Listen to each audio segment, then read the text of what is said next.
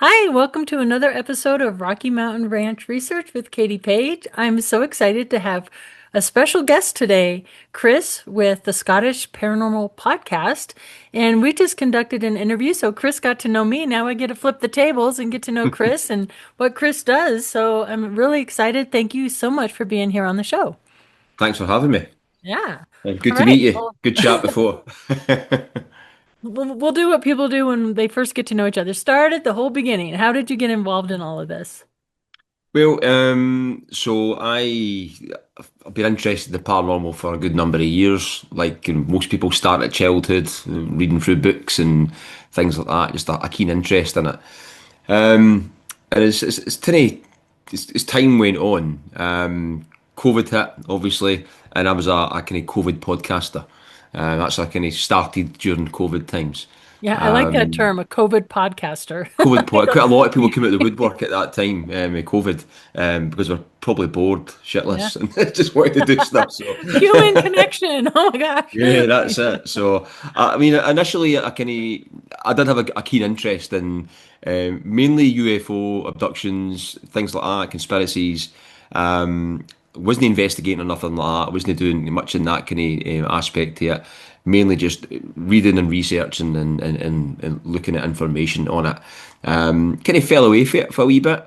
As some people kind of fall out of love with it and then or get a wee bit annoyed that they're not getting any traction or not getting any answers. Yeah. So I kind of probably done that for a number of years. But before COVID, I was starting to get back into it and starting to research a bit more and reading more books about it and stuff. And I was interested in. I heard you mention Paul Sinclair in another podcast Mhm. when I was listening to you before. You might know Paul Sinclair. Is based in the UK.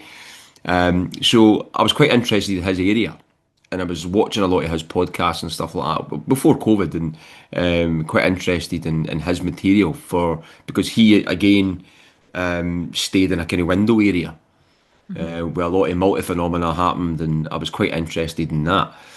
And I came to the conclusion I was like, well, I was wanting to go down there and visit there and stuff like that, and I have been since and stuff, and I know Paul quite well, and I talked to him. He's been on the show a few times, and we get chatting now and again. So I was wanting to kind of go down to that area and visit and stuff, but then I just, for some reason, forgot about what I've got around about me. And there's so much in my area. It's unbelievable, and you'll get to like, hear some of the stories as I go on. And there's probably not enough time for all of them, but this area where I stay is if you mentioned earlier on, if you look at an area over an expanse of a year, you might only have a number of, or maybe none, sightings or reports and stuff like that. But if Right. you take an expanse over 30, 40 years, you can see clusters in there. You can see prominent cases, prominent stories, and you begin to see the actual start of like a window area or just a kind of hotspot, Yeah.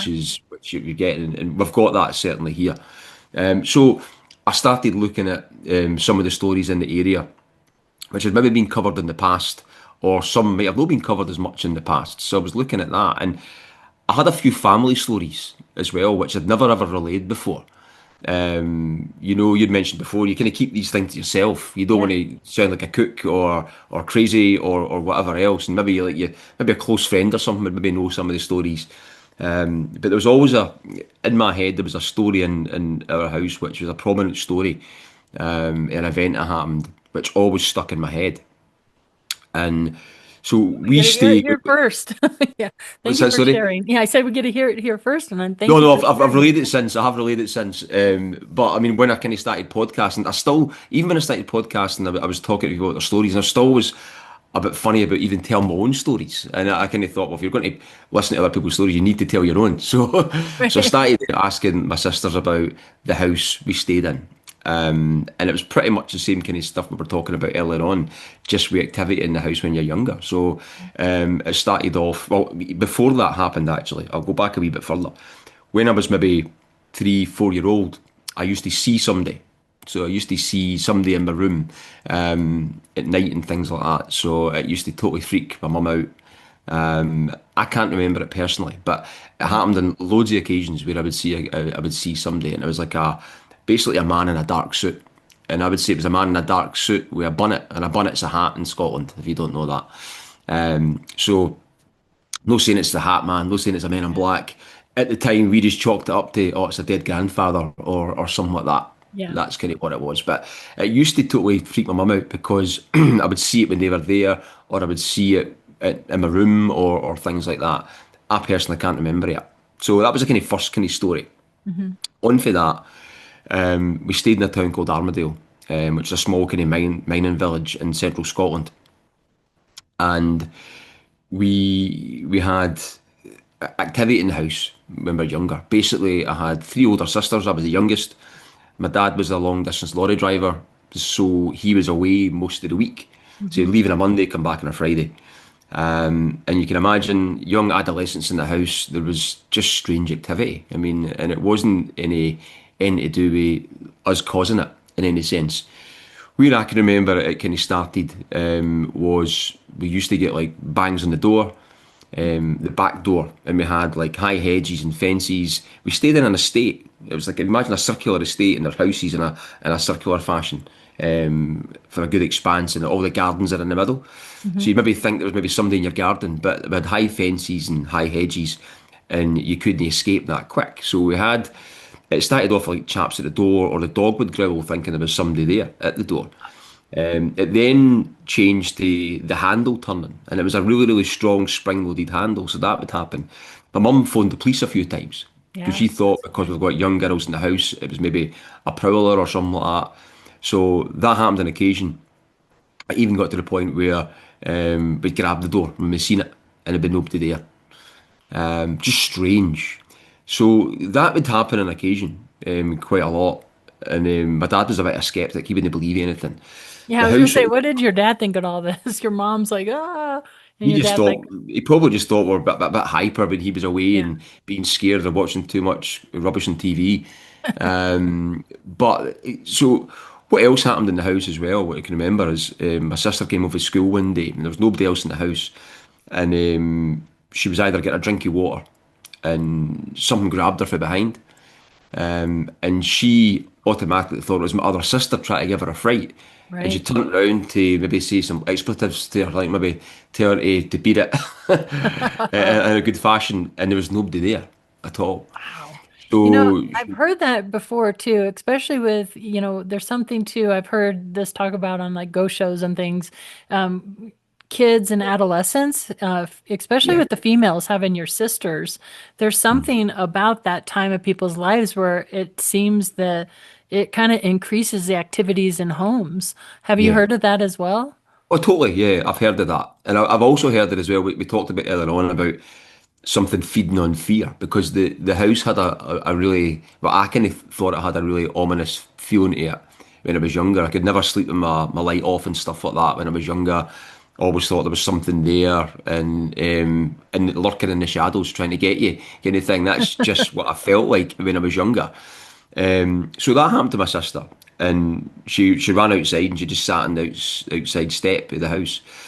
So when my mum came home, she'd asked her obviously what was wrong, and she relayed the story. And my mum said to her, "Well, it's happened to me on occasion in the house as well, but I wasn't wanting to tell anyone for the fact that people might think I was crazy, or I didn't want to scare you guys and things like that." So my mum had relayed that she had been pushed or nipped or grabbed, things like that in the house. So that was a few stories as well. And then the main story that I had heard, we'll get to that in a wee minute, but there was another one that my mother was in the living room and she screamed one time. And my sister came into the living room and she said that my mum had seen a black mass come out the floor and then go into the wall. So it was a semi-detached house, so they just went into the neighbour's house, whatever it was. So this thing came out the floor, into the wall. My mum screamed, she's seen it. And there was another one that'll link into a story later on where my sister had the bedroom downstairs next to the living room. And one night there was a boyfriend staying over, and he said he had a nightmare. Basically, said he had a nightmare. He said that he had, or maybe not a nightmare, but he said it was a really, really lucid dream. He thought it was real, but he chalked it up to a dream. He said in her wardrobe. She had a kind of walk-in wardrobe. It maybe only went in maybe about 400 millimeters. It wasn't like a deep set wardrobe, but it was a walk-in wardrobe off the wall kind of thing. So it was built into the wall, if that makes sense. Yeah. And he said he did a dream that he woke up and he seen like a troll-like creature standing in this wardrobe, and then it transformed into like a man, and then it disappeared. Wow. I wonder if it's the same Hat Man. I Did don't he? know. He said it was like a troll like type thing, and then the story for when I was younger was a different property, right? Oh, But it's a different. Okay. so this thing transformed into like a man, and then disappeared. But he chalked it up to a dream, so we're not saying it's anything at this point. So the story that I knew, which is quite a crazy story, is mum and dad were in the verge of having a bit of breakup, and there was nobody else in the house bar they two, and they were having a heated argument in the living room of the house. And in the middle of the argument, the living room door burst open, and there was a black mass or ball came in like about a foot off the ground, and it went round his legs. It circled round his legs quite quick, and then shot across the living room, and then it disappeared. Whatever it was. Initially, the door opened, and my dad turned round to kind of thought it was a dog to usher the dog out. But this thing, whatever it was, came in and burst in, went round his legs, shot across the living room, and then disappeared. And Wow. I wonder it what that totally, did to the argument. Did they like just stop in their oh, tracks? totally, yeah, yeah, totally, Holy yeah, totally. moly. So it totally freaked him out. He was a total skeptic, and my mum relayed all he kept saying was, "It never had a head. It never had a head." Whatever it Whoa. was, right? So that was a story that I'd heard, and to me, I mean, hearing it from your parents who you totally believe, and especially my dad being I'm not saying I don't believe anybody else's story who relays it to me. I'm just saying it's like you knew it happened as almost if you were there yourself. I mean, because it was your parents and they relayed the story to you and that kind of stuff. So no soon long after that they kind of split up and moved away and stuff. And that's that story. But there's another story attached to it, like later on, that I found a bit more about it. So that was in the town of Armadale, and there was multiple kind of stories back in the day, UFO reports, things like that. In the 80s, there was two police officers seen like a long kind of tubular UFO. But I know two brothers who seen the same UFO from a different angle, which never The came out. oblong shape UFO. Oblong, That's interesting. long, That's my grandfather saw the oblong shape over Lake Como. So same shape, like oblong shape. a cigar That's shape. I interesting. mean, they actually had seen. They said they'd seen like an orange, bright kind of object, but there was two boys I know who never came out and relayed the story. They were playing football. This was during the day sighting. They were playing football in one of the lower fields, and they actually said they'd seen like a long cigar shape craft. It hovered there, and it had lights that would just beam brightly, then go back down again, and beam brightly and go back down again. And they ran away to get their dad, and 'cause they didn't stay too far off and come back. But the time he came, it was away. So that was in the 80s. But there was like multiple different stories and stuff like that in the town, and I'll get to them. But Yeah. personally, I've not had crazy encounters, but when you actually start looking back at some of the stuff, you're like, ah, that was a bit odd, and that was a bit odd, and that was strange, and that didn't really sit right with me. And then you start to remember them all, and then you start to jot them down, and you're like, ah, yeah, yeah. So you've probably done it yourself when you're going through some of the family stories. So fast forward to maybe my say probably when I was like 19ish. I had sleep paralysis quite a lot. Used to get sleep paralysis like Mm. every second week. And I had it for about like a year and a half to 2 years, and it stopped, and that was it. And I only had it in two Mm. properties, and I could remember the first time it happened. I stayed in a different town with a friend, that just kind of rented a room off him, and it was next to a place called the Bathgate Hills. It was maybe about a mile and a half from the Bathgate Hills. And I can remember waking up, the same kind of feeling you get when you sleep paralysis, where you can't move, obviously. You can move Right. your eyes. You feel you can move your vocal cords, but can't obviously see anything. And I felt a presence on my right hand side, but I couldn't turn my head to see what it was. But that was just me kind of feeling that. Then I've never seen nothing. Got out it, and that was the first experience I had with sleep paralysis at that time. And for it, obviously, it was really, really odd and whatever. Um, and it kept happening. It would happen about every 2 weeks to a week, sometimes for about a year and a half at least anyway. And it happened in two properties. Never ever really seen anything during the process, apart from feeling getting pushed down and things like that. Um, and I moved to another friend's house at the same town where I stayed before, and I relayed these stories to him about the sleep paralysis. Didn't believe me. I said, like, sometimes I actually feel like I'm getting pushed back down again, things like that. So he didn't believe me. And then when I left, when I actually kind of moved out of his house, I was moving away down south at the time, to stay with other family members. And the last, very, very last time I had it, I was at my sister's house, same town, fell asleep, but I was sleeping on the settee, and I woke up during the night, and there was a dark figure in the room. There was like I could see the outline in the window because the blinds, the curtains were totally drawn, and the blinds were in the background, so I could see the street light shining in, and there was like a dark figure, yeah, a woman standing between the where the light was coming in. I could see it plain as day, but I couldn't move. I had sleep paralysis, and whatever this was, I couldn't get to see any more features. It came right towards where I was lying and kneeled down next to where I was, and then it disappeared, totally disappeared. Did you And try then to, do you remember ever trying to communicate like in your the only mind? thing that I tried to say, which I found really odd, was I was trying to say mum, but it wasn't my mum I was shouting for, if that makes sense. I don't know why I said that, but I was trying to say that, but you couldn't move your vocal cords. And the interesting thing was, that was the very, very last time I had sleep paralysis. And the interesting thing with that is, when I came back to the town a year or so later, my friend who I kind of had a room in his house, and he said to me, he said, "Remember you used to say you had that sleep paralysis?" And I said, "Yeah." He said, "Well, you had decorated up the room quite nice, so I moved into that room and you moved out." And he said, "It started happening to me." So Oh, he it started happening to him. So now he he became, believes he you. became a believer. Yeah. No, yeah, take that. No, Yeah, that's so I mean that was, I mean, interesting. nothing, I mean, that was saying nothing really profound visions or anything like that, but I had that experience. Yeah. And one thing I was talking about as well, where we talked about this earlier on about effects, and I don't know if this has came for anything like this or not, but when I was about 20, I started getting, like, we talked about Havana syndrome earlier on. So I'm electrosensitive. So it's like the same type of symptoms as Havana syndrome. So it's like you're Madison. really, really sensitive to EMF. You can feel a lot of different frequencies and stuff like that, mobile phones, Wi-Fi, all that type of stuff. And don't know what caused it. You know what I mean? But it was interesting. I was talking to Did you Jim have the Segala headaches about. as well with that and the Sorry, what was dizziness, that? headaches, Oh yeah, dizziness, totally. all that So it stuff? comes Yeah. with, you get dizziness, extreme migraines. I mean, really, really bad migraines, Yeah. and it's all to do with it's using different technology made it worse.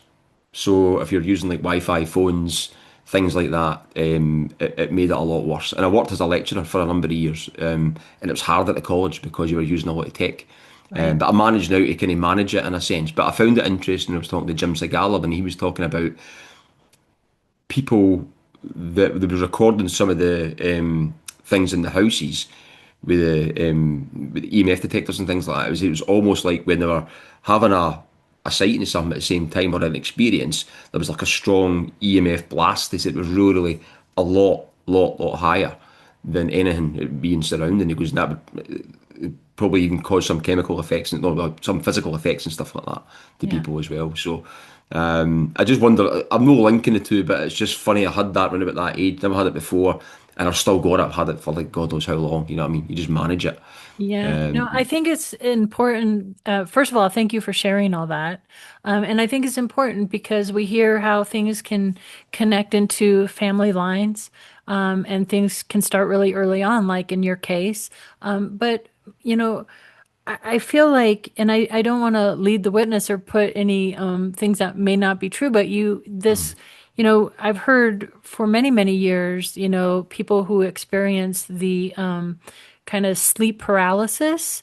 And mhm, in fact, in my first book, Letters of Love and Light, and going through 40 years of Dr. Leo Sprinkle's research, and he is a psychologist out of Laramie, Wyoming, he talked to many experiencers from all around the world, actually, and they talk about sleep paralysis and Yeah, lucid totally. dreams, or, or people will, there's actually a chapter in the book called Dreams or Memories, Yeah, because some people will recall an experience or a dream that seems so real to them, they question whether they were taken someplace else or what that was. And same with your sleep paralysis. I'm not saying you were abducted, yeah, but you had the paralysis, you're sensing something next to you, you're feeling pressure on you.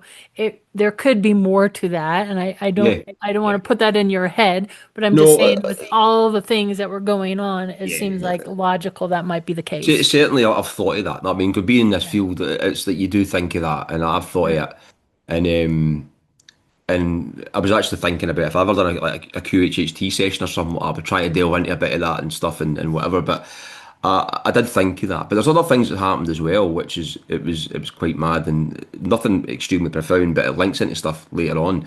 So I had that. I only had it for about a year and a half, 2 years, and it stopped as soon as I moved. It went away, and then that was it. It never continued after that. It was like for literally in they two properties over this in that last property, which was my sister's house, over the space of a year and a half to 2 years, but it was constant and it did happen quite a lot. And I did at the time, I just chalked it up to you're probably too tired, you're just maybe waking up and you're still We sleeping and you're tend to do young and that. you're partying and stuff like that. And I just chalked it up to all that.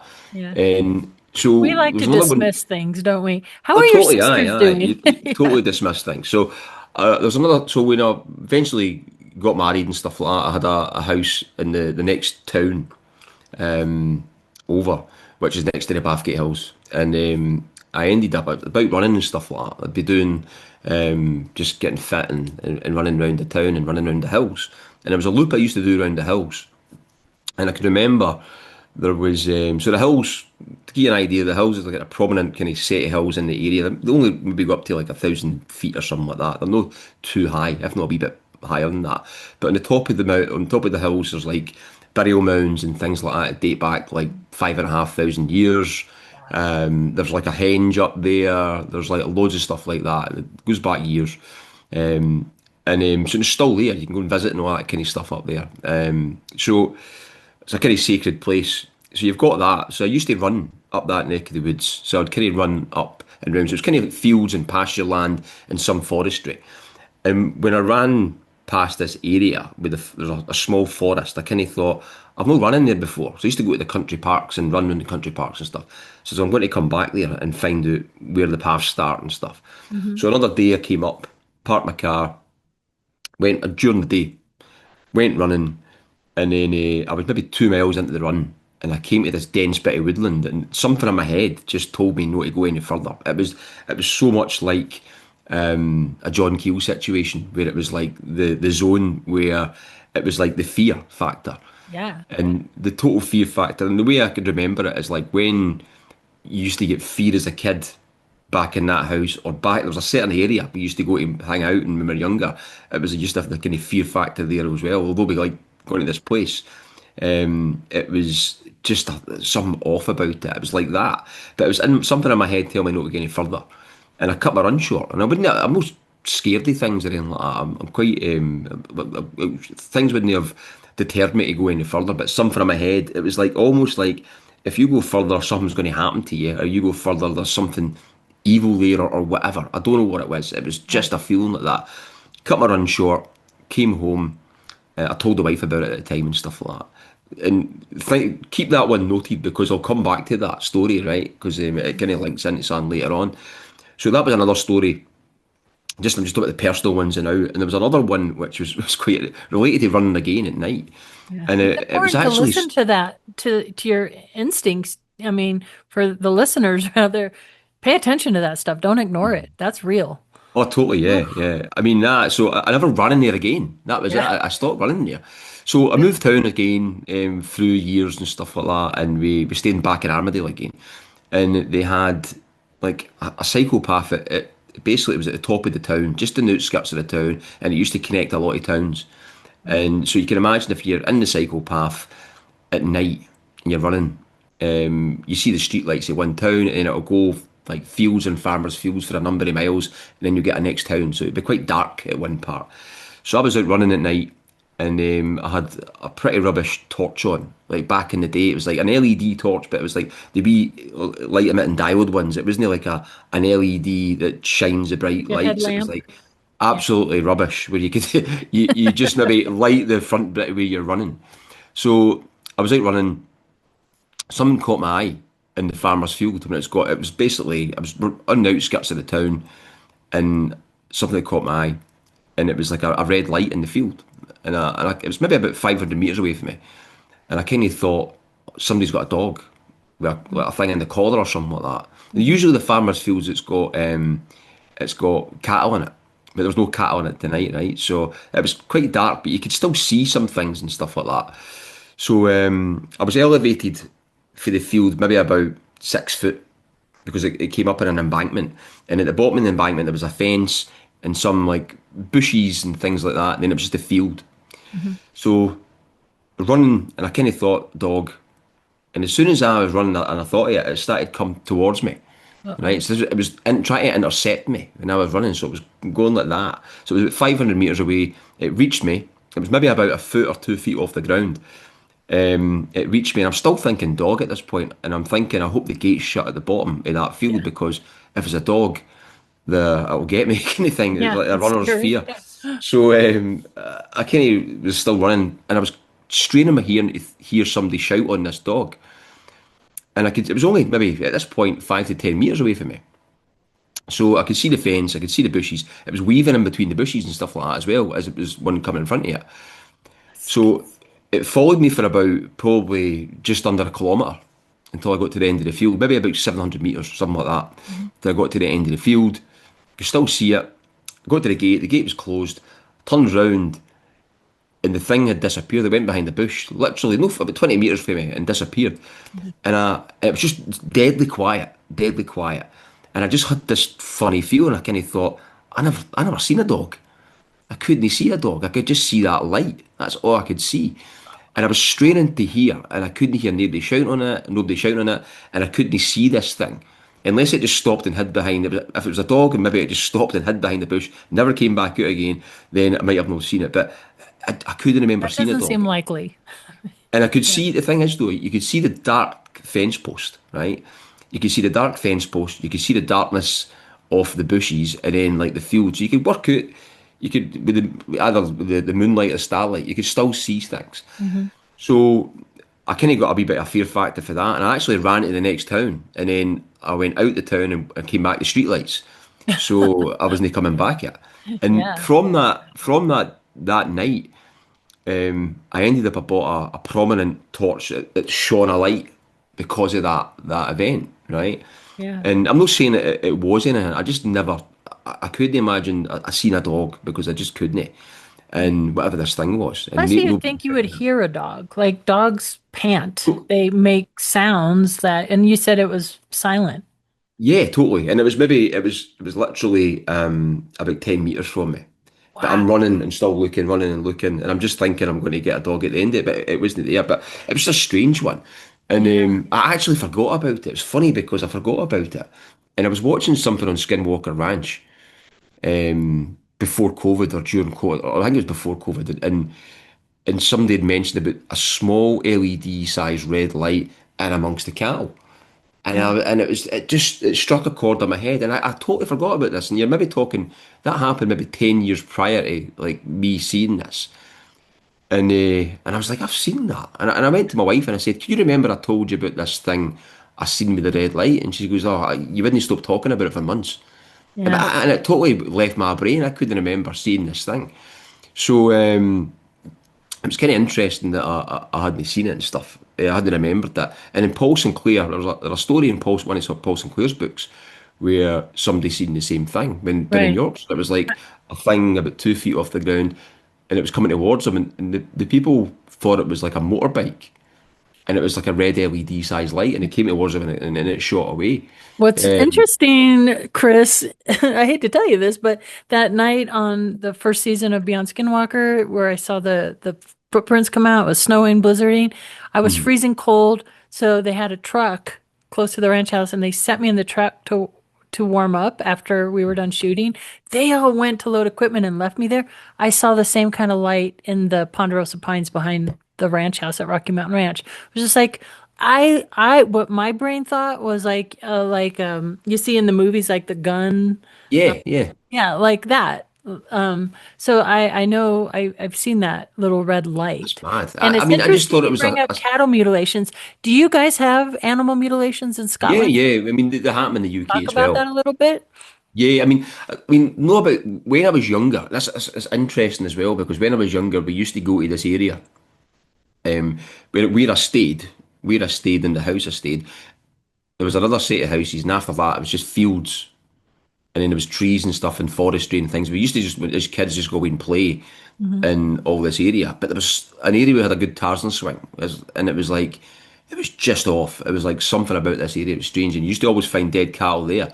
And I can mind you finding like you'd always find dead sheep and things like that. And I can mind even you would find like dead birds, like middle of nowhere, like crows, like dead tied to fences or like just strapped to a fence and things like that. And Oh. it's just odd, middle of nowhere though, right? But Ooh. we used to always think when you'd see like the dead cattle and stuff like that, it was back in the day, it was maybe satanic panic. You maybe think it was like some ritual or people doing things. You just all Mhm. had that in your head as kids. So we'd always see that. And the funny thing is, this area I'm talking about, it was called the North Rig, right? And there's a road that runs past it. And there's another story linked to that as well. But the funny thing is, I was actually thinking about the area. So we're going to go back there. And one of my childhood friends who stayed next door to me, I'd been speaking to him a few years ago, and we kind of reached out to each other and we're talking about like just how he's going and stuff like that, how he's doing. And it's so funny because this only happened like it was like a week and a half ago. I was thinking about the area because it's a bit of an odd area, and I Mhm. was thinking, I wonder if you remember about the cattle mutilations up there and just the odd place. And Mhm. the day later, he sent me a message. He sent me a message, and I hadn't spoke to this guy in a good number of years. Sent me a message, and he says, Coincidences. "How's going? How's the podcast going? How's this going? All that kind of Mhm. stuff." And I said, "Yeah, it's going fine, and everything like that." And then and he said, "Can you remember that place we used to go to with the Tarzan swing?" Oh, And wow. he said that place was just off, and I was like, Yeah, "Ah, that's absolutely bonkers," because I was thinking about that, and I right. said that the day before, and he just reached out the day after on a text. I'm like, "That's nuts! You couldn't write it." Yeah, You I know what I feel mean? like that's part of the phenomena, like these signs, synchronicities, coincidences that are beyond coincidences seems to happen to experiencers Oh, I mean, significantly. So, and maybe it's because we're just paying more attention. I don't know. But yeah, you hear that. And that's that amazing. I mean that there just for him to reach out and say Yeah. that about that place. He was like, because could you remember the Tarzan swing place? It was just like a group of trees and it had like a high elevated bit, Hmm. and but it was just off. There's Yeah. something about it, Did and you ever get a sense of being watched? I wouldn't say watched. I mean, it just felt. I Off. wouldn't even say creepy. It was. It's hard to put your finger on. It's like an underlying sense of fear of something, and you don't know what it is. It's like that, and when I said that story when I was out running when I was older, like when that story happened, the one when I was running, and Mhm. I know the red light one, but when I was running and I had like the Oz Factor situation in Yeah. that forest, that's where my mind went to that place. That's where it went to. When I was, I've spoken about it in previous podcasts, and I said I went to. I felt like I was back with a child with fear. That place is where I went to. That's what I thought of that place. Same Wow. type of kind of feeling or fear. So anyway, so I started the podcast, and I'd kind of spoke to Paul a few times and stuff like that, and I kind of started looking at stories. And one of the first stories, there was a story this called the Silver Man, right? And it was in the Bathgate house, right, next to the burial mounds and stuff like that. And it Mhm. was about a family. I went and met the guy, And you said the and it was a Silver Man? Silver Man, Silver yeah. Man. So so he was driving in the Bathgate house and with the family in 1988, and no, it's not middle of nowhere. It's maybe like 3 miles or 2 miles outside the town, but it's like quiet area. It's just farmland and hills and kind of stuff like that. So it's a small kind of farmer's road type thing. It's only like a one-track road with laybys that you need to let people pass and stuff like that. So they were driving in. It was like an October or November night, he said, and he got to this bend in the road, and there was this thing basically on its, if you can imagine, it's kind of like either no kneeling down, but kind of crouched down, right? Crouched down. And they got to it and it jumped up and it ran into the woods. But they could see it. They said it done like a kind of U shape, semicircular thing really, really fast, really fast. They said it was big and it was bulky and it was really fast. But they kind of only seen it for like a few seconds. And then it was like they were turning a bend round the corner. And Wow. and his wife, as soon as they turned the corner, his wife said to him, "Did you see that thing?" And then he just looked shocked. And the kids in the back seat, the two children were there, and they shouted, "You've seen the Silver Man!" That's what they shouted, thus the Whoa. name of the Silver Man. But he said that it wasn't silver. He said it was almost like the same colour. If you could imagine, if you looked at an old negative picture and you see the grayscale colour, Mhm. the Yeah. see-through grayscale colour, because it was like that. It was Oh, almost like that stroke light. He said it was big and bulky. He said it was between a thing and like ethereal light type thing. That's what he kind of said. And he said this thing had it in my head that it was running and looking back, skibbling at me, but I can't remember seeing his face. He goes, I don't know how I get that in my head. He said, but it was like that. And he said when he got round that corner, and then he said he was just it affected him at his work and stuff like that yeah. and all that. So the interesting thing with that is, so that was the kind of Silverman story. So I interviewed him, and nobody really got the story off him. I think people he told the story and people relayed it, but nobody interviewed him. So I went to the spot, and the spot was about 50 to 100 metres for the place when I had the Oz Factor about 20 years Oh, prior. oh, that's interesting. Same That's place. interesting. That's an interesting case too, because, I don't know whether to ask, is that a cryptid? Is that an ET? Is that a ghost? Like it can be any of those I things. don't know. The I mean, way, I it, mean, It could be anything. I yeah. mean, it Wow. could be absolutely anything with that area up there. But it's Yeah. interesting. It was right next to that same place, and there's burial mounds there as well. See, I never knew that at the time, but when I was going to go up to that place, there's burial mounds there. Um, but it's just a strange place. I mean, that Wow. place, and it's That's like, amazing. What is like the cryptid world like in Scotland? What well, kind of I cryptids mean, do you have reported? yeah, we get there's. I mean, we've got a thing called the Big Grey Man of Ben MacDhui, The right? big green Which man? Big Grey Man. Green Of man. grey man of Ben. It's basically a Sasquatch Okay. type creature up in the Highlands. And Ben MacDhu's the second highest mountain in Scotland, and it's totally all granite. It's a funny place because it's totally all granite There's something to as that. well, right? Yeah. Totally Yeah. granite. And this thing had been cited numerous times over the years. The most kind of infamous story was a prominent professor who was a mountaineer in the very late 1800s, early 1900s. And he relayed a story after the event, well after the event, that he was on Ben MacDhui and he'd seen some type of creature or whatever else, and he ran all the way back to the bottom of the mountain. He said he'd never go back up there himself again, or even go back up there. And people have had strange stories. So people had stories where they've heard like almost like voices. There's almost like mind speak sometimes stories of that. There's you hear music middle of nowhere, and but there's in this thing, whatever it is. Basically has been seen or people hear it following you when it's misty and things like that as well, or at night and things as well. So there's a lot of different stories for people seeing things up there, and there are a lot of kind of folklore. And it's interesting because there's like a mountain across just across from it. Literally, it's not even a kilometre away. It's like across like a verge, and it's called. It used to be called. Um, what's it called? The penis of the demon, right? That's what it was Oh, called, right? And they changed the name to Devil's Point because the Queen was visiting or something. But that was the name of it, and that's got a bit of Wow. folklore attached to it as well. I mean, the devil's in the detail, as like David Politis says.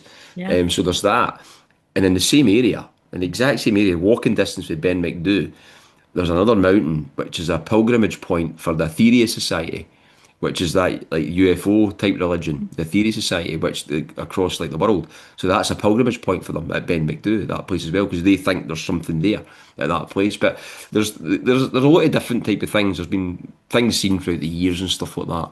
Yeah. It sounds like Certainly. this spot could be like a high strangeness spot. And do you have areas like Skinwalker Ranch or Rocky Mountain Ranch that Well, are kind of that's what I'm have? getting at now. Yeah. So the Ben MacDhui place is further up the Highlands. So that's like maybe 2.5 hours drive for here, 3 hours drive. But this area here, so you've got the Silverman story, and then obviously a number of different stories I've seen myself. But within this area, with the Bathgate Hills and surrounding area, so in 19 so in 1979, there was a guy called Bob Taylor. This is 5 miles from the Bathgate Hills. Forestry worker came across a landed craft in a forest, right? Landed craft in a forest. Um, Door opens. These two almost robotic type ball type things with appendages come out this craft and try and grab him, right? It's a really one of the most famous cases in Scotland, right? And he It's tries to get reminiscent away. a little bit of Travis Walton, right? Yeah, he tries 1975, to get away. This is a during the forest day. worker. Yeah, This something this is like. the during the day sight, and he's out there like just doing the rounds, and he's just walking. He's no, I don't think he's cutting down trees or anything like that, but he's walking through the forest. Comes across this landed craft in the middle of the forest, like no tracks there or whatever else, and these things try to grab him. The way he described it, it looks like, if you can imagine a sea mine. See, you get a sea mine. It's like a circular thing, but the points come off. It was like that with Oh, small tracks in the bottom of it, and it had appendages, and they tried to grab him, and he blacked out. oh When wow. he came to, the craft was gone. Obviously, he got the police involved. So the police got involved. They found indentations. He was a very respected guy, and they believed Yeah. him. They found indentations in the forest where this thing had been. They found tracks where it came out. His trousers were ripped, but they tried to grab his trousers and stuff like that. And there was a lot of kind of police activity and people involved with it and stuff like that. Very, very prominent case. It's called the Bob Taylor incident. Bob And Taylor incident. Did they ever try to do hypnosis? I To don't think so. I don't think he regressed on it. But I mean, they believed them though, and I yeah. think even actually it was recorded as assault by unknown persons. That's what it was done. It was done by. But interest story 79. So that was 79. You had a number of different sightings. So that was like 5 miles from the Bathgate Hills, if not even that. You had the Silverman sighting in the Bathgate Hills. You've got Wow. in 1992 there was two guys driving on one of a road called the A70. It's You another said prominent 92 case. or 82? 92. 92. Okay, 92. Yeah. 1992. Yeah. He was driving on the road called the A70, and they basically seen a UFO hovering above the road, a shimmering light. They passed under it, got home, missing 2 hours.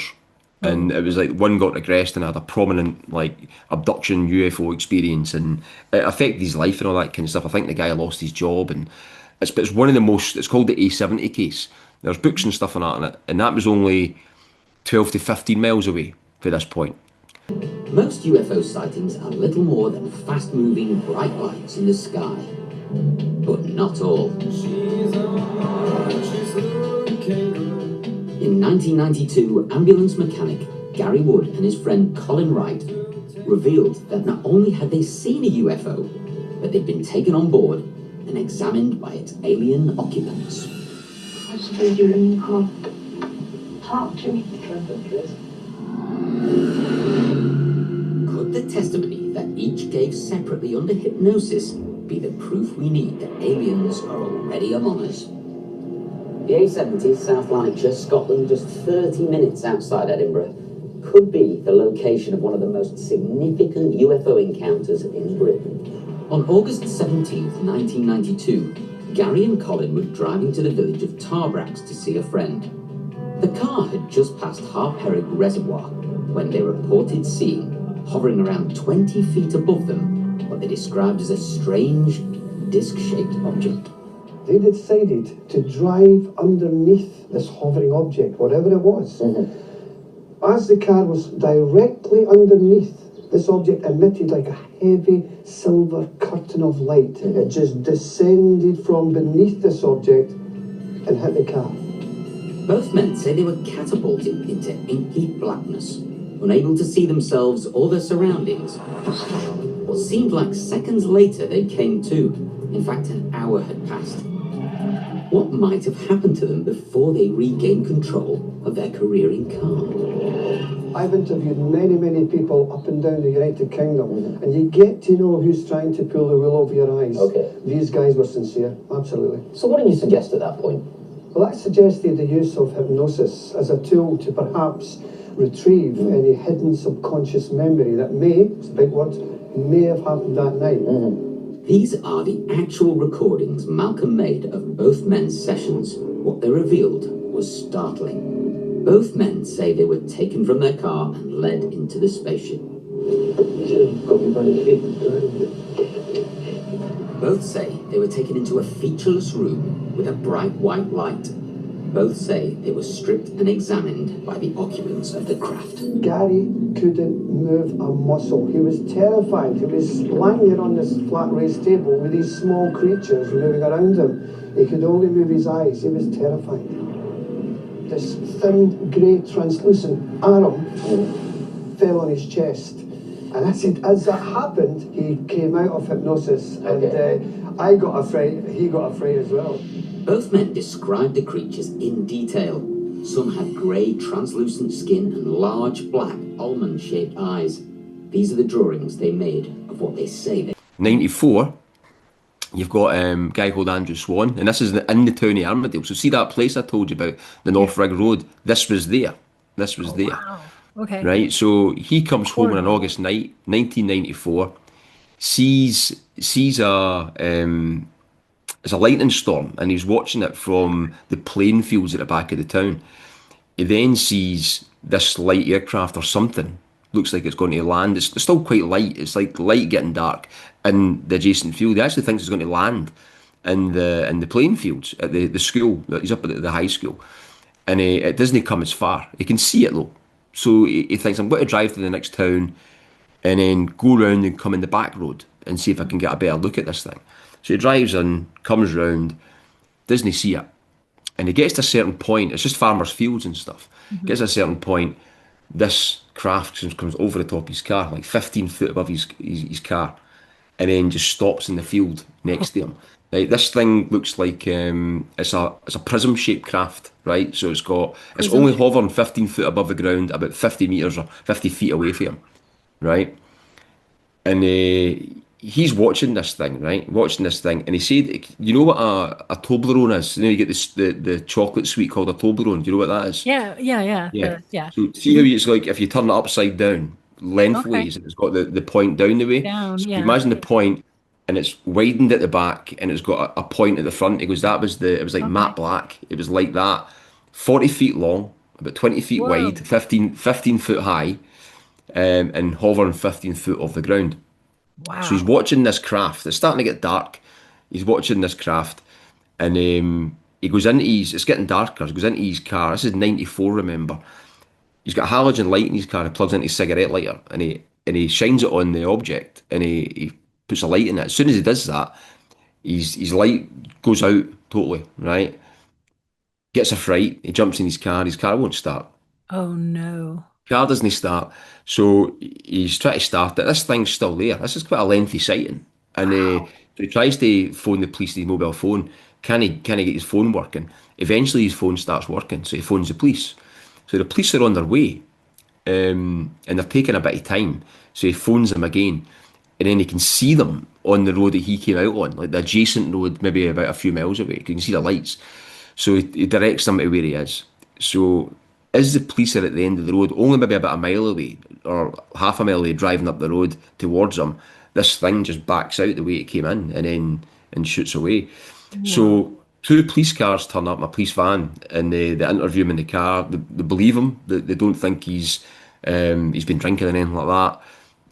Did the police officers see it exit or no? No, they said the interesting thing was that he said they must have went and picked up the inspector or something. He goes, because there was a plainclothes guy in the car with his slippers on. So they must have picked him up on the way. So they interviewed him in the car. I said the funny thing was I was in one car talking to them. They were asking me a lot of questions and stuff. But there was a police car in front, and one of the police officers jumped the fence and they put a traffic cone in the middle of the field where this thing was sitting. Oh, And he said, I never told them where it was sitting. oh, that's Never interesting. told them that. So the interesting thing with that story is the police phoned the Automobile Association to come and help pick his car up because his car's dead. Right. So they do believe him. They believe his story and stuff like that because he wasn't drinking and anything like that. He's classed as quite an honest guy, whatever. So they kind of get the Automobile Association to come and take his car away. They take the car away. Goes back up to his house, and then during the night, because his window was down, during the night he has to cover like the window with a bit of plastic because he can't electrically put his window up, Right. and the car just starts again. The car just comes back on again and starts, Wow. and it's working. But they do an investigation, and I've spoke to the old researcher at the time. He's like 86 now or something like that. And I talked to him, and the interesting thing was when he'd done a lot of the things and looked into it, and they got the reports and they got the police transcripts and all that kind of stuff, that he's missing an hour and a half. He thought it was only up there for 20 minutes, and he Oh, phoned it at maybe like 11 o'clock or something like that, or they phoned the police at 11 o'clock, but he actually phoned the police at like 1:30 in the morning. what? So he lost time. Yeah. Oh, wow. So Well, he needs interesting, rest. interesting story though. I mean, that was Yeah. that one. And Wow. there's been others though. I mean, it's like there's one of the most the crazy one, right? Which is it only happened in 2019, and this will only be the second place I've relayed this story. So I was actually up doing a video of that area. Hmm. Okay, are you okay for time? Yeah, I'm good. Yeah. Yeah, this is So fast. I was up making a video of that area, just making a short video of that. So I've done a few, talked about that story. It's quite a prominent story, and the police were there and stuff like that. Hmm. And it was up that same area, that same strange area I Oh, told you yeah. about.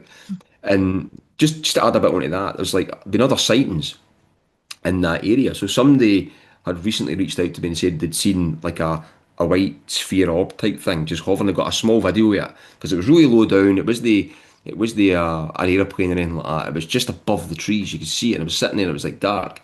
And I went, seen where the video was taken. I triangulated it, and it was exactly the same point where that previous sighting was. The same Oh, place interesting. again. So this is a crazy story. So What I do you was up think's in there. the area that might attract the No. phenomenon there? So Is there there's anything? what you said as well. So there's aquifers underneath the water there.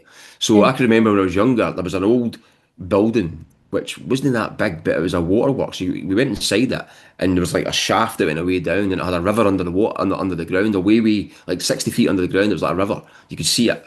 So we used to go and like go into this, like sneak into this kind of shed that was all shut off, and go underneath the ground, and you could see this shaft that went down. It was like there's definitely rivers under the water and under the oh, ground. So there's water there and stuff. But I mean, I was up making a video of that story, just a short video of it, and I ended up. This car drove past me, and then it drove past again, and the guy got out the car and he asked me, "Can I ask what you're doing?" yeah. Because I was standing in the wall, and I was going to just make some story up. I thought I'll just tell him. I said, "Look, I'm just recording some about a story that happened a number of years ago, about a UFO story." He goes, "Oh, the Andy Swan story," and he said, "Oh, I can remember that." Um, and he said, "Oh, just go in the field if you want." He goes, "Just jump the fence and go in if you want to go in and do more filming and whatever." And I said, "All right, thanks." So he Hmm. went to jump back in his car, and he said, "Oh, can I get your number off you?" And I said, "Yeah, no worries." I gave him my phone number, and Hmm. he said, "Oh," I goes, "What is it?" He goes, "Oh, my friend's a kind of crazy story, and I'll, but he's probably better telling you." So I Yeah. said, "Right, fine." So I ended up jumped jumped back in my car, and I went home, and I never heard nothing for a couple of weeks. And I got a phone call off a guy, and basically wanted to meet me that night. It was something like a Friday night or whatever. I think it was. Can't remember what day of the week it was. I'm sure it was a Friday. But I had stuff on with the kids and things like that. And he wanted to meet me. He was like, "I need to tell you this," kind of thing. He was like, wanted to get it off his chest.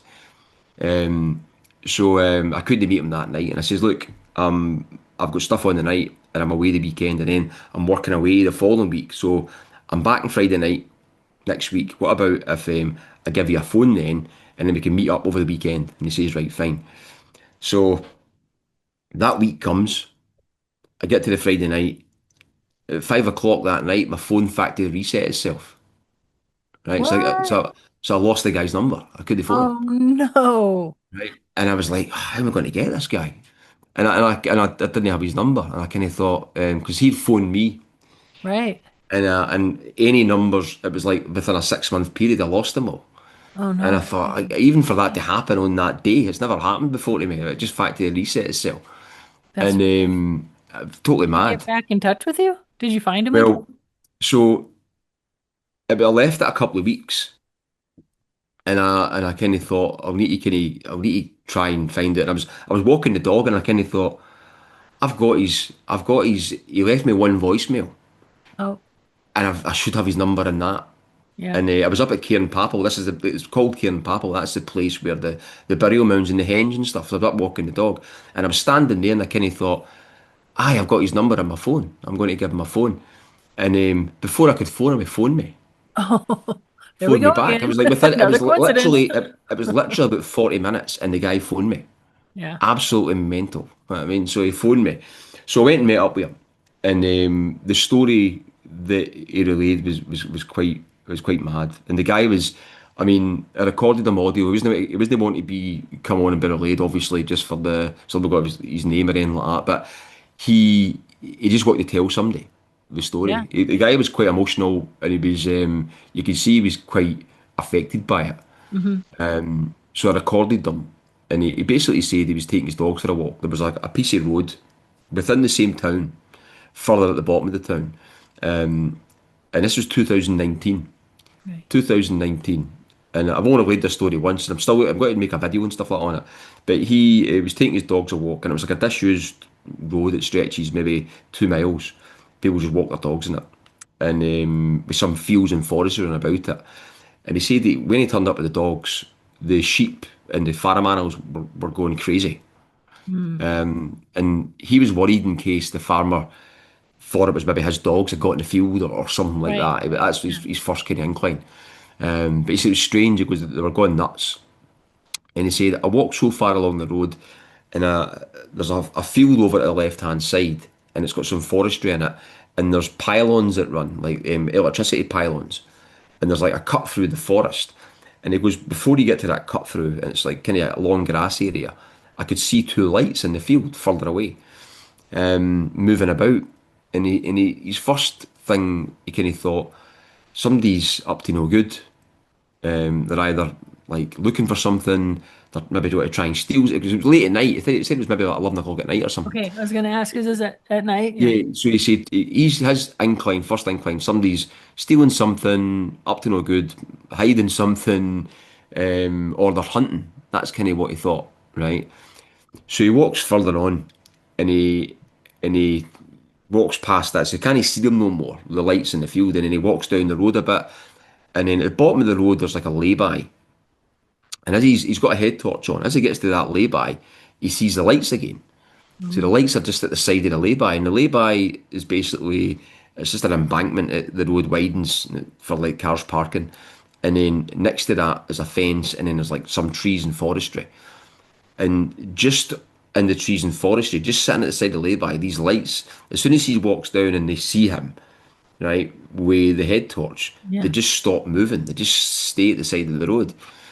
And he said that the lights weren't like a normal torch light. He said it was almost like if you could take an exit light above a door, which is Hmm. opaque. He said if you can take that, it'll not really shine much of your light anywhere. He said it was like that. He said because they were creating light, but they were casting light. Okay. Right? That makes Like a sense. self-contained light? Is Aye, what so it he is? said it was Yeah. just like a square. It was like a Oh, square, like a two square. squares. Oh, He says so if weird. you maybe had an exit light and held it into the ground, it maybe like a wee bit of ground, a little bit of ground up, but it wouldn't shine a light. And at the time, it was at night when I was there with him, and he shone the light in my face because it's no like this. And he said sorry, and he said it's like so. So he went on, and I know when his friend had told me the story that seen some type of craft or something, right? Yeah. So I left that little bit. I went down and we was talking. He said, so I got down to the lay-by and he goes, I'm still thinking somebody's up to no good. Somebody's, they're either hunting, they're stealing something, Hmm. they're hiding something, don't know what they're up to. And so he walks past and they're just still stationary. They're only maybe about 10 metres from him, right? In the side of the lay, not on the lay-by, but in the trees at the side of the lay-by, just standing there. And he can't see nothing bar these lights. So he walks past and he starts getting a bit of like a fright, thinking, am I going to get, are these people going to attack me or am I going to Right. get jumped or something like that? I, So he I shouts in wonder his, if the animals and dogs are still going crazy at this point. they are, I said the Yeah. animals are still going crazy. The dogs are fine, but he shouts in his dogs to relate to whoever's in there that he's with somebody or with something. Right. So he shouts in his dogs, and his dogs are. He walks past his lay-by, and he only walks so far past it, and he thinks, right, I'm going to go back. So he turns back, and as he turns back, he shouts in his dogs, and his dogs go as far away across the road as possible for this lay-by, and then walk the other side of the road. And as soon as they're past that area, they go back in the middle of the road again, and then they walk up. So he walks up, and he's just walking past these lights, goes up so far until he's round the corner again, and he tells the dogs to go back to his car. And the dogs, he goes, they're good. He goes, they'll just sit and wait on me, right? So they go up. He turns back, turns his torch off, and sneaks down to what these lights were. So he sneaks down at the side, keeps in at the side, and there's maybe like a bush, big bush or a tree kind of thing at the side of the road before you get to the lay-by, but he's hiding behind. And as he before he gets there, see that bit, but before he gets there, see when he's walking back with the dogs to start off with, when the dogs like stayed away, I said, so what did the craft look like? And he said, no, I never seen it. He said, I never seen it. So he's went up, he's came back down, he's hiding behind this bush or tree, and he basically and he peeks out, and what he sees is two beings standing in this lay-by, and he said one's about 4.5 feet, the other one's about 4 feet. They're wearing black, like big heads. He said they got big eyes, black eyes. He goes, there's knows what you would see in the films or anything like that. He said, but they're maybe about 2 or 3 times the size of their eyes, like but black. He said their hands. He said their fingers were long because the normal size, like a proportionate to their body size hands, but long fingers, and it was the same with their feet. And they were wearing like black. He said, I've never seen the one at the back until the end. He goes, but I see the one at the front. And then the one at the back motioned to the one at the front. And he said, it done something. And this craft appeared in the lay-by. He said it was like a long, he said it wasn't big. He said it was long, almost like, he described it initially like a Dodgem car. Like, you know what a Dodgem is? And when you go to the carnivals, you get the Dodgem cars. He said it was like that, but longer, and it had an indent in it. And I said, was it kind of like a bobsleigh type thing? Yeah, it was like that, like a long bobsleigh, but it kind of came. It looked square at the back, but it was rounded, and then it kind of. He's never really seen it for the side view on, but I've seen it for an angle. And he said it went further along, and it had an indent in it, but it was quite high. It was maybe about a metre and a half high off the ground, and it was maybe about a metre and a half wide. But it went maybe for about like 4 metres in length or whatever. That's what I imagined it to be. And he said, so this creature either done something, he goes, he either moved something, pressed something, or he maybe had something covering it. He goes, I don't know. He goes, but the first being did something, and this craft was just there. He goes, it wasn't even a walk past. It He wasn't goes, it was there, and then just he there. did something, and there it was. Yeah. He Like said it either phased like back in. he's thinking in his mind. He says it was like they'd either maybe pulled something over it or whatever exactly, or they'd pressed something and it appeared exactly. I don't know. He goes, but it just was there. Wow.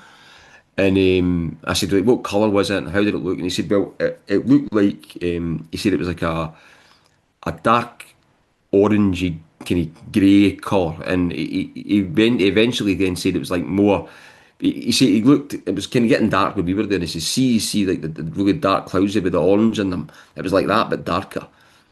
Oh, wow. And then when he was talking during the conversation, he kind of said in one of the instances, like, I didn't want to see this cherry looking thing, right? So cherry's probably a good colour for what he was saying, like a dark cherry colour. So that's what he Okay. kind of said it was, right? Yeah. So he said it was that colour, and it said looked like a long oblong type thing with an indent in it, and they got in it, and it had like it looked like like small kind of bushes around the bottom of it. And he said what happened, it basically just shuffled out onto the side of the road. No shit, it just moved sideways and then went forward and took off. And as he was thinking about, he should in his own head, he should maybe try and get a picture of this or something or whatever. And he was just astounded, obviously. And this thing started to take off, and as it was taking off, the one in the back turned round and looked at him and seen him, and he said, he said it's seen me, but it looked different. It looked like it had like something on its face, like a shield type thing, and he drew it. And but the thing, the craft kept going. So one in the front is obviously like steering the craft. He said, but it then got to the height of the trees, and it started to come back down again. And then he kind of thought they're coming back for me. But then he heard in his head, nobody will believe him. And Yeah. then it went away. He said when this thing moved though, he said it changed from a cherry colour to a kind of a green colour, like a light green colour. Going It from was a like like a that. cherry red, orange, it's burnt orange red color to a green color. Yeah. Did the two beans get on the bobsled They, craft yeah, or? that's how we seen their feet. He said because they didn't have anything on their feet. He said that because he went like that. Because I was asking him questions, he said, "Oh, their feet," and he said their feet are like I goes "What, like bigger feet." He goes, "No, no, no." He said like their feet were normal size. He said, but their toes were longer. And the same with their hand. He goes, their hands. A lot of detail. He said, the hands and the fingers were longer. He So goes, they weren't when wearing shoes or anything. no, and he said No. when they moved, like when they were moving about, their fingers moved like that quite a lot as well when they were like doing stuff, and like they're just kind of moving about, and then but they went into this kind of craft thing, and he said it changed colour to a kind of a light green colour, and it took off, and so the thing is as well, I went in and. So this thing took off, and that was kind of the story. And it was 2019, right? It's no long ago, Wow.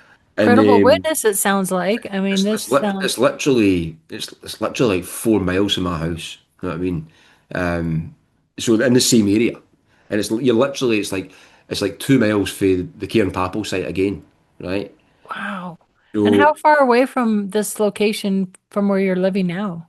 oh, me, I'm at the bottom of the Bathgate Hill. So basically, I stay right round so I'm for the actual Cairn Papal place. I'm literally about 2.5, 3 miles for it. Okay, not I far could walk then. to it.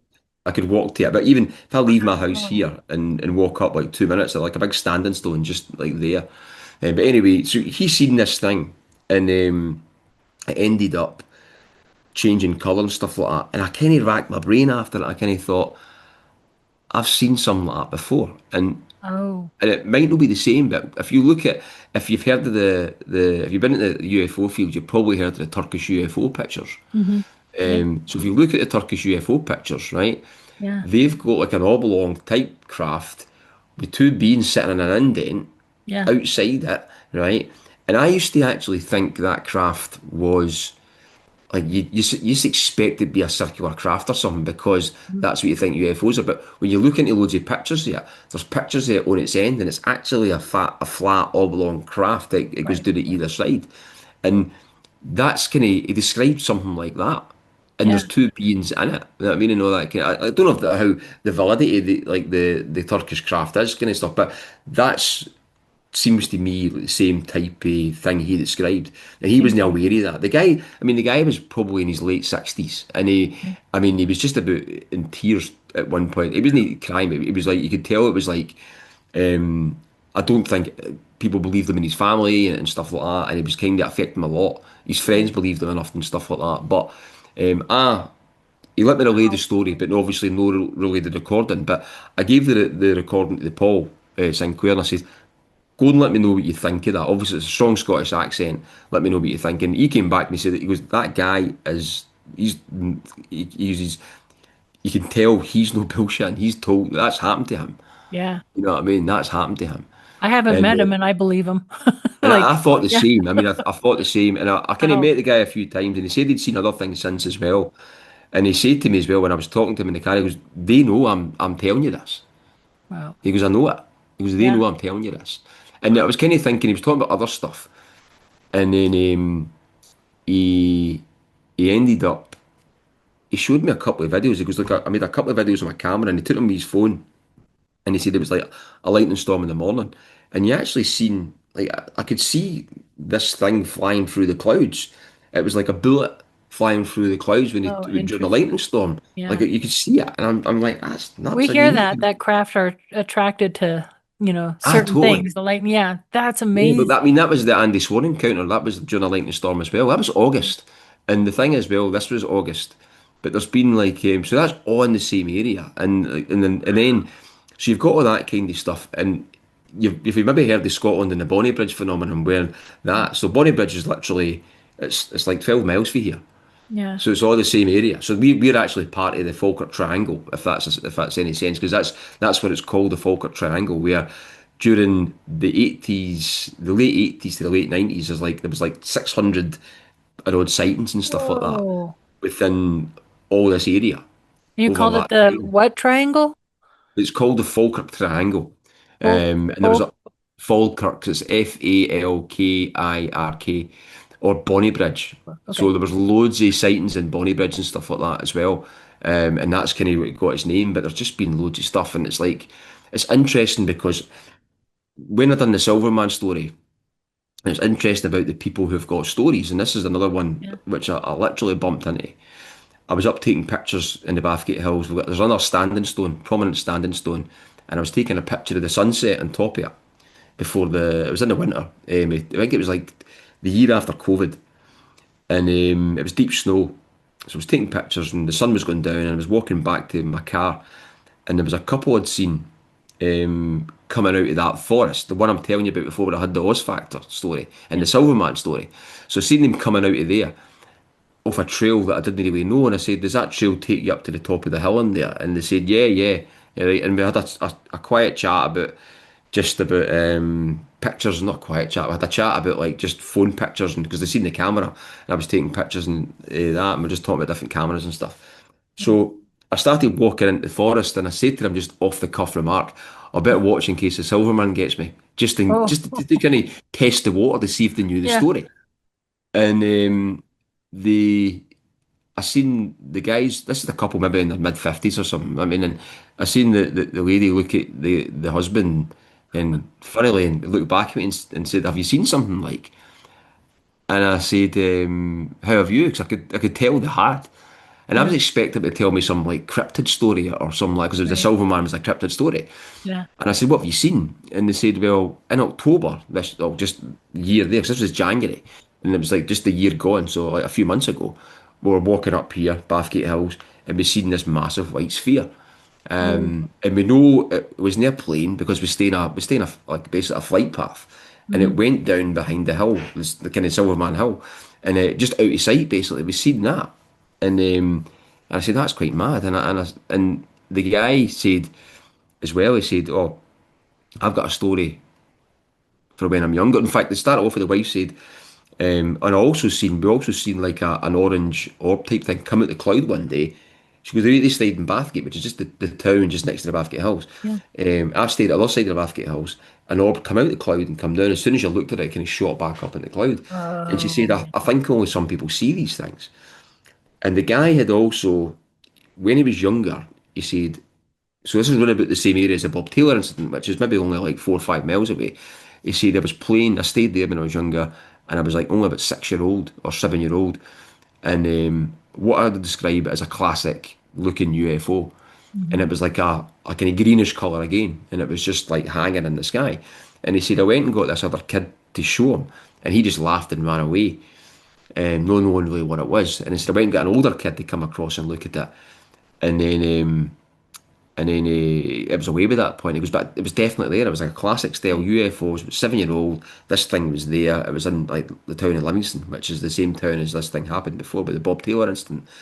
And then, and he also told me that in 2015, he seen a large, massive triangle in Bathgate. Oh. He said it was either the size of an aircraft carrier or an aircraft hangar. It was one of the Whoa. two, but either it's big anyway. He Large. said it Yeah. was that. It was a during the day sighting. It was that big. He said you could see it pulling the clouds with it. Right in 2015, he said I scoured all the papers, and I found nothing on it. Nobody'd seen this thing. Wow. So, and I said to him, I was like, I need to get these stories off you and stuff.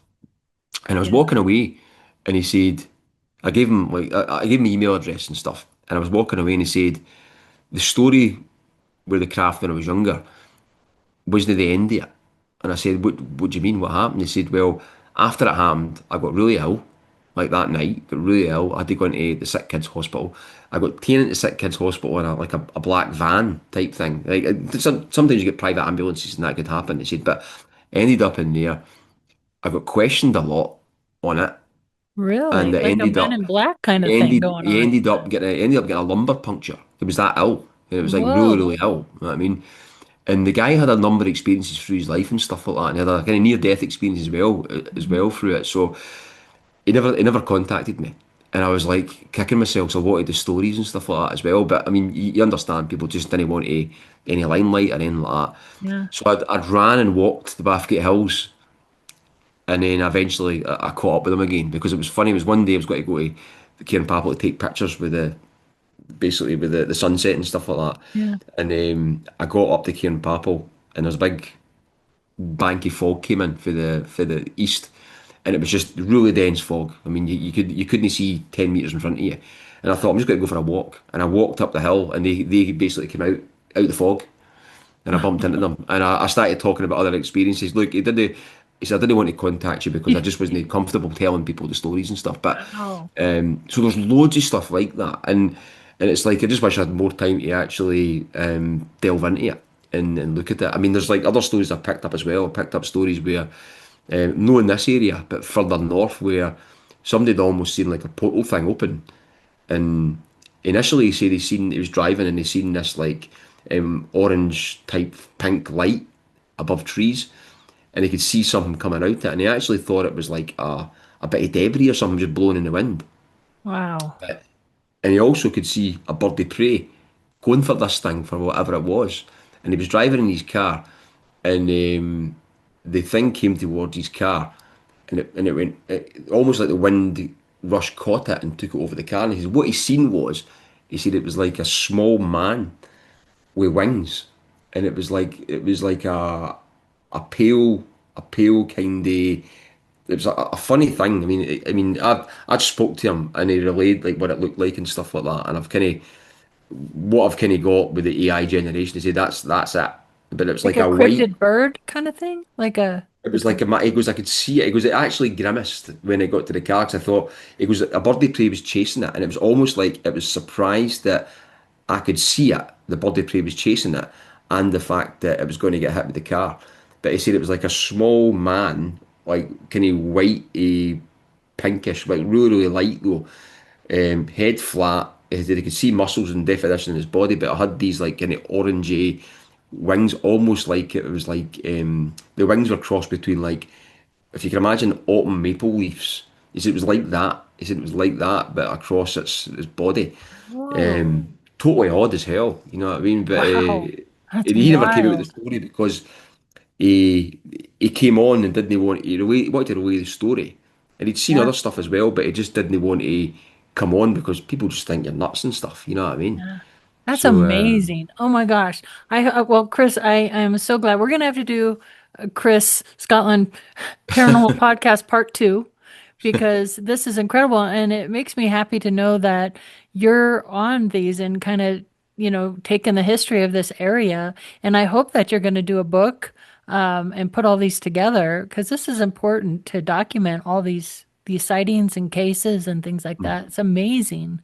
totally is. I mean, that's my next point of call. I think I'm going to write a book just with the early stories on my own, and Yeah, then kind of go you into need the to. ones locally, and in the hope it will bring more stories. That's kind of the point of it. But so Yeah. that's it. Just do that, and then obviously record other stories that come through. So yeah, so it's interesting area though.